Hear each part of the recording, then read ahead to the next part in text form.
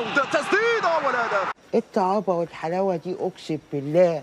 مرموش وتصدي ونوبالي يتصدى للركلة الثانية. إيه القرف ده يا جدعان؟ في إيه؟ ازيكم يا جماعه، اهلا بيكم في اهم حلقه في البرنامج، حلقه البطوله.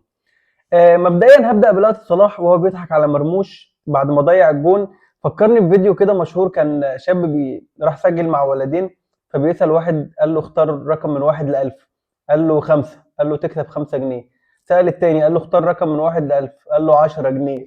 فصلاح بعد ما مرموش ضيع البيلن، صلاح ضحك كده ضحك اللي هو ايه، الحمد لله مش هتفشخ لوحدي كده، احنا الاثنين ضيعنا زي بعض. على مسؤوليتي الشخصيه يا جماعه، حسام حسن مكمل مع المنتخب، مش هيمشي طالما مصطفى محمد وهو طالع ما سجلوش، يبقى اكيد مكمل خلاص.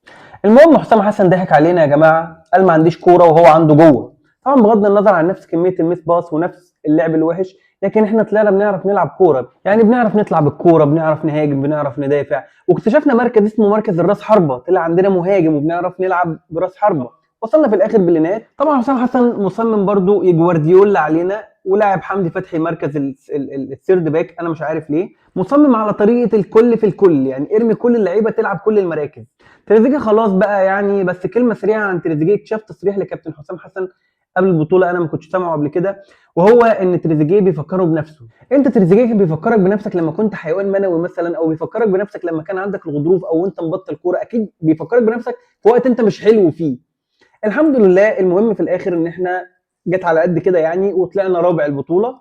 نقطه اخيره بس على المنتخب، فين يا جماعه ايام ما كنا منتخب الساجدين؟ نصيحه اخيره لكابتن حسام، طالما انك مكمل يا كابتن حسام، حاول تهدى شويه بس. انت عملت لنا ازمه مع السنغال وعملت لنا ازمه مع المغرب، ما بقيناش عارفين نشجع مين في النهائي.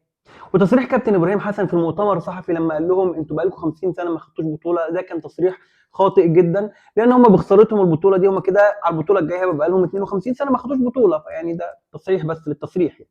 المهم نروح للماتش الاهم على الاطلاق، ماتش النهائي. وحواجلي شعره لورا، انا كنت فاكرك مرة اركز فين السيطرة، ما تهدى بقى فنان. صراحه الماتش كان حلو قوي، كان فيه كوره حلوه، كان فيه حراس مرمى سواء بونو او مندي. ياسين بونو بيصد برجله يا جماعه، انا عندي حارس مرمى كان مفهمني ان لو مد ايده هيتحسب هاند بول.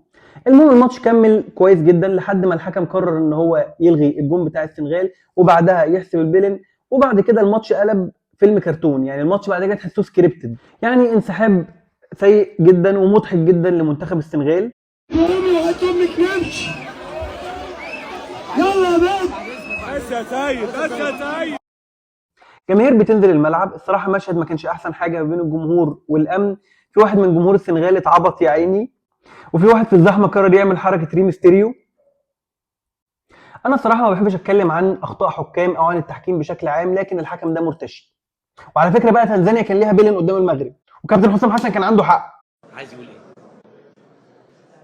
ربنا نصرني على ناس كتير جدا بتشكك. بعدين الاكسترا تايم وجون ولا اروع من السنغال. المنتخب المغرب حاول بعد كده بس ما توفقش الحمد لله.